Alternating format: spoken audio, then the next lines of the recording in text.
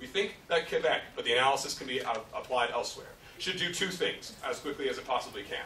First, it should make all efforts to remove religious symbols from public institutions. Crosses on schools, the crucifix in the General Assembly, literally everything. It's on a public institution, take it down. If it has genuine artistic or cultural value, lovely, put it in the museum. If it doesn't, recycle it or auction it.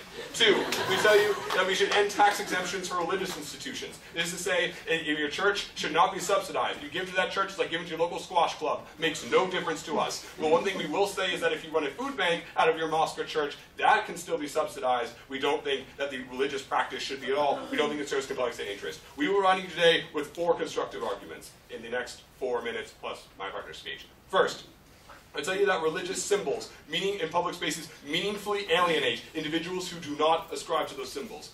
Second, we'll tell you that the existence of religious symbols in public spaces demonstrate divided loyalties among those who ascribe to a system of belief. Third, I'll tell you that tax exemptions for institutions do not serve any sort of compelling state interest, and neither do religious behavior. My partner will tell you why we get better religiosity on our side of the house. Let's get into it.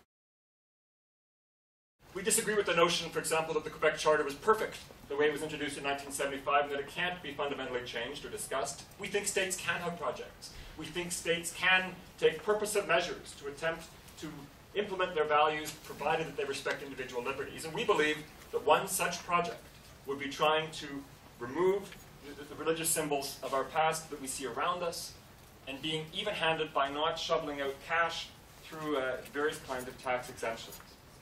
The Prime Minister reminded you that religious symbols alienate. And remember, the opposition said, of course, symbols mean different things, and it's true. A Muslim woman may wear a headscarf for one reason or for another. But honestly, when you see the big cross on the outside of the public school, and you know it was put there in 1960, when the whole school board was run still by the church, I don't think there's a lot of debate about what that means. Or some people say, well, maybe it's a compass, north, south, east, west. No, people know it's a cross. And people know it is there as a reminder of the church's grip on our society. So I think, while individually worn symbols may lend themselves to different interpretations, we know pretty clearly what the cross in the National Assembly means. We know pretty clearly what the cross on Mount Royal means. And we know pretty plainly what the crosses on many of our hospitals mean. They are reminders of church domination. And for many people who preserve them, they would like to go back there. And so I think it's reasonable to say that the state has a role in changing our society. On symbols. Some symbols are, by their nature, religious, but the way people use them are not particularly about spreading religion. Newsflash to the government. Lady Gaga wears a cross, not because she's trying to convert people to Christianity.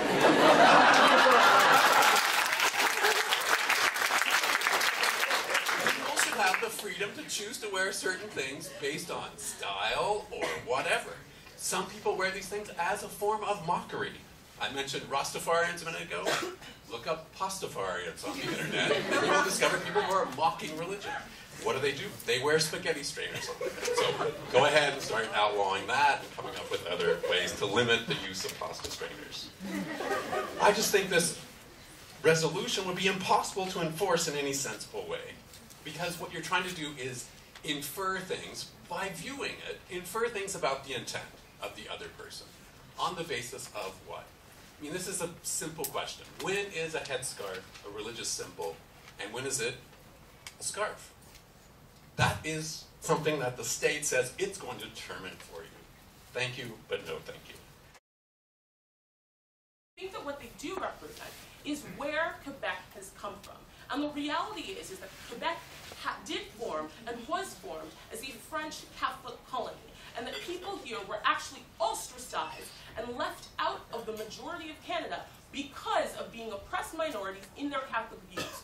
We think that it is actually important, an important part of their heritage, to not destroy those symbols, but to allow them to keep existing in the one basic area where French Catholics are still allowed to exist and be part of a province of their own. So then they talk about this idea of minority religions and how there are certain people who are being cast out from what we think are kind of the right kind of religious symbols. But what we think that what they've offered you is really not a better view.